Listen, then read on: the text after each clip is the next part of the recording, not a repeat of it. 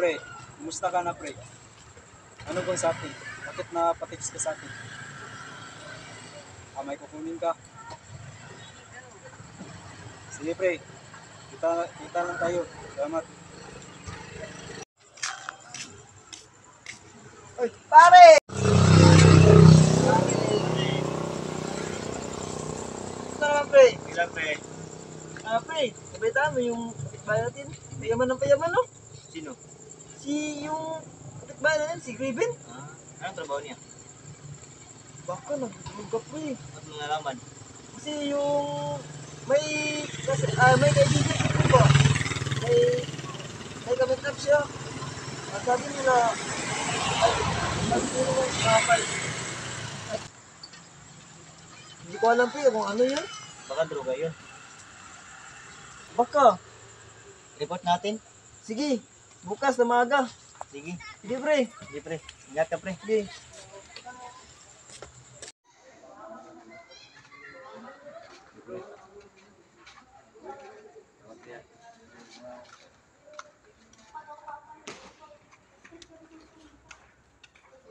A few minutes later, 1 hour later, 24 hours later, 1 week later, 1 eternity later.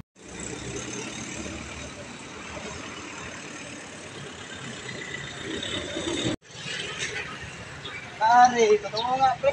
Di ba sabi ko sa'yo, hindi ka kasi maniwala. Tara, report natin.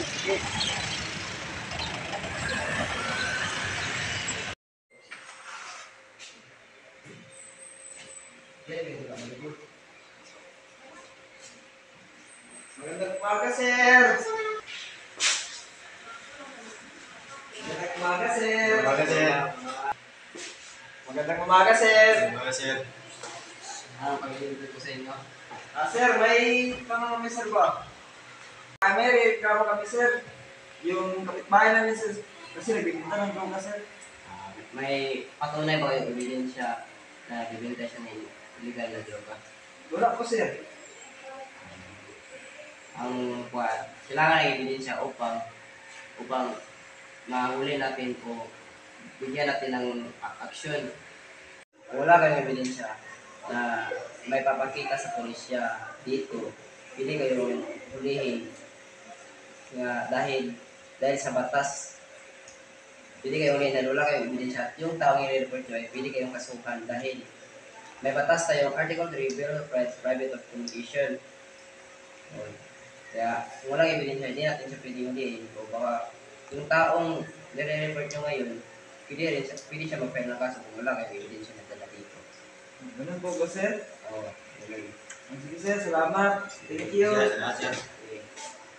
Ingat.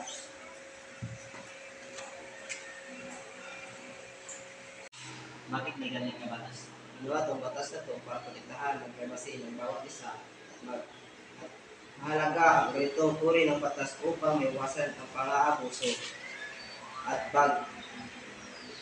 pagkaroon ng karapatan ng bawat isa at magbigay ng legal protection sa ating laban sa mga taong hindi makatarungang pagtrato.